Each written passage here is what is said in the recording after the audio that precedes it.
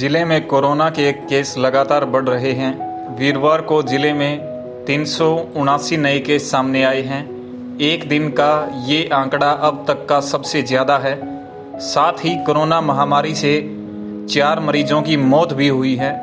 शहर में वैक्सीनेशन का काम तेजी से चल रहा है। इसके बावजूद आंकड़ों में लगातार इजाफा हो रहा है।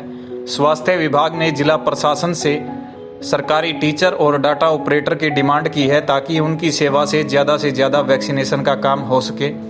साथ ही विभाग ने कंटेनमेंट जोन बनाने की भी प्लानिंग की है। कोरोना केस बढ़ने के साथ ही नागरिक अस्पताल में बने आइसोलेशन वार्ड का विस्तार किया गया है, जिसमें 60 बेडों की व्यवस्था की गई है।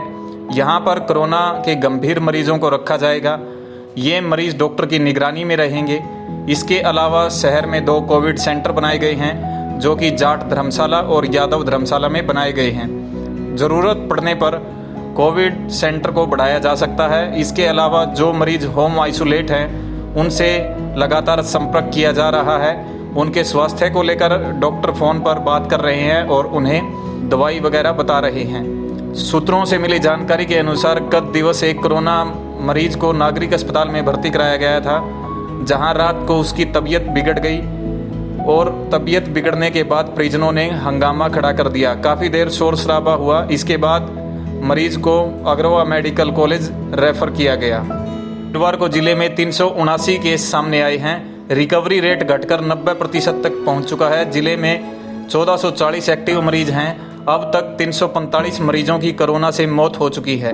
इस माह में रिकवरी रेट करीबन 10% घट गया है और लगातार घटता ही जा रहा है। सीएमओ डॉक्टर रत्ना भारती ने कहा, कोरोना के मरीज लगातार बढ़ रहे हैं, ऐसे में मास्क पहनना जरूरी है। इसके अलावा सामाजिक दूरी का पालन अवश्य किया जाना चाहिए। अगर किसी में कोरोना के कोई लक्षण दिखाई देते हैं तो वो अपना टेस्ट करवाए और रिपोर्ट आने तक होम आइसोलेट रहे। हिसार में क्या स्थिति है और इस पर काबू पाने के लिए क्या कदम उठाए जा रहे हैं? कोरोना की स्थिति अब हमारे जैसे हरियाणा में जो जैसे केस बढ़ रहे हैं, हर ज़िले में जो बेल्ट है हमारी अम्बाला से दिल्ली वाली, तो उसमें ज़्यादा है। और हिसार अभी थोड़ा कम था, लेकिन आज की सिचुएशन 370 के आसपास केस हो रहे हैं। फील हो रहा है कि मैं अपनी ऑब्जर्वेशन कराना चाहता हूँ। ऐसा मरीज़ कोई नहीं है, सब घर पे हैं होम आइसोलेटेड। और हॉस्पिटल में सिक मरीज़ हैं और सारे सिम्टोमेटिक हैं और सारे ऑक्सीजन पे चल रहे हैं। ऐसा कोई नहीं है जो बिना ऑक्सीजन के हॉस्पिटल्स में बैठा हुआ है।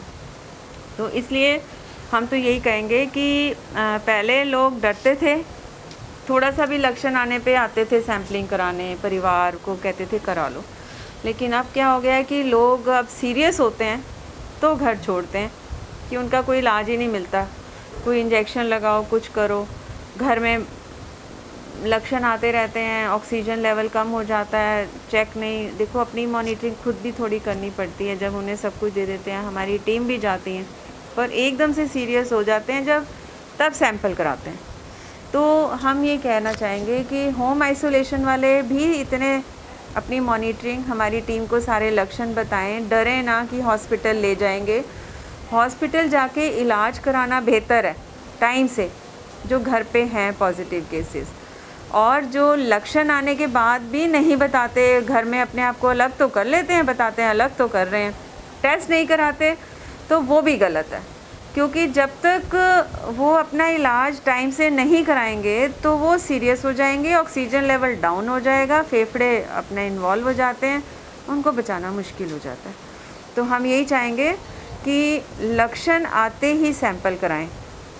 और अगर पॉजिटिव हैं, घर पर हैं, ऑक्सीजन लेवल डाउन जा रहा है, कोई दिक्कत है, तो भी अपने आप को दाखिल कराएं, घर पे ना रहें और इसे छुपाएं नहीं। हम चाहते हैं हमारे हिसार का जो मृत्यु दर है वो बढ़ना नहीं चाहिए, और ये एक मापदंड है महामारी का। और महामारी हमारे यहाँ पे हर जगह पैंडेमिक कोविड का हो चुका है, डिक्लेयर्ड है पिछले साल से। तो हम चाहते हैं कि इसको हम सीमित करें और ज़्यादा से ज़्यादा जितने भी कॉन्टैक्ट्स हैं आप उनके नाम बताइए, उनके सैंपल ज़रूरी हैं।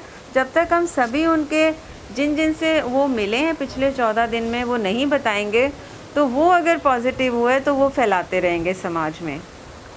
दूसरा, मास्क पहनना बहुत अनिवार्य है।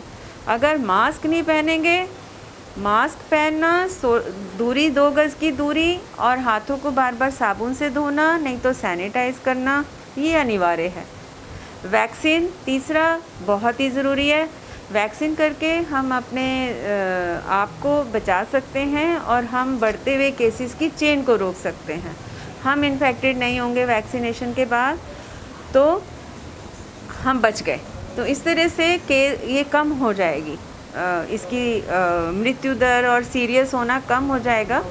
तो वैक्सीन ज़रूर लगवाएं और वैक्सीन करवाने के बाद भी आपको मास्क लगाना अनिवार्य है, क्योंकि वैक्सीन की 100% एफिकेसी नहीं है, 100%।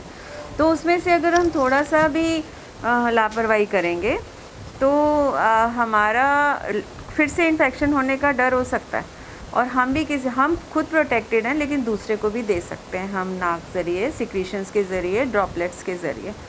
तो हम चाहते हैं, वैक्सीन बहुत अच्छी है, नो डाउट, बहुत अच्छे रिज़ल्ट हैं, एंटीबॉडीज़ बहुत अच्छी हैं।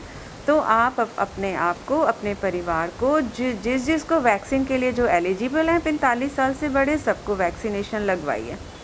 और आज के आंकड़े देख के 370 के हिसार शहर में मैं सबसे गुजारिश करूंगी कि आप ज़रूर वैक्सीन लगवाने आएँ जो 45 साल से बड़े हैं, ताकि हम इस चेन को तोड़ सकें और अपने लक्षण ना छुपाएं, जल्दी से सैम्पलिंग कराएं। पॉजिटिव होना कोई बुरी बात नहीं है, 100 में से 80-85 तो वैसे ही ठीक हो जाते हैं, लेकिन उन्हें अलग करना ज़रूरी है ताकि वो खुले में घूम के इन्फेक्शन ना फैलाएं। यही सबसे अर्ज़ है हमारी स्वास्थ्य विभाग के फ्रंटलाइन सभी health care worker, frontline workers की, उन्हें भी बचाएं, खुद को भी बचाएं, क्योंकि अब ऐसे अगर केसेस बढ़ रहे हैं, डबलिंग रेट हो रहा है, तो इसको कंट्रोल करना मुश्किल हो जाएगा जब तक आप सब हमें सहयोग नहीं करेंगे। मास्क पहनिए, समय से सैंपल दीजिए, रिपोर्ट आने तक भी घर में रहना होता है। आज अगर मैंने सैंपल दिया है तो मुझे घर रुकना है जब तक रिपोर्ट नहीं आ जाती। फिर आपको जब पता चल जाए पॉजिटिव नेगेटिव है, उसके बाद अगला फैसला लिया जाता है क्या करना है। और जो एलिजिबल हैं वो वैक्सीन लगवाएं। धन्यवाद। कुछ लोग पॉजिटिव आने के बाद भी घर से बाहर नहीं, पॉजिटिव आने के बाद जो घर से बाहर निकले हैं, मेरे पास जो भी रिपोर्ट आ जाएगी तो मैं तो फिर पुलिस एक्शन ले लें, FIR का। उसकी डिपार्टमेंटल इंक्वायरी भी बनती थी, लेकिन जो ऐसे कंप्लेंट और बाहर चले गए तो इन्फॉर्म करना बहुत ज़रूरी है।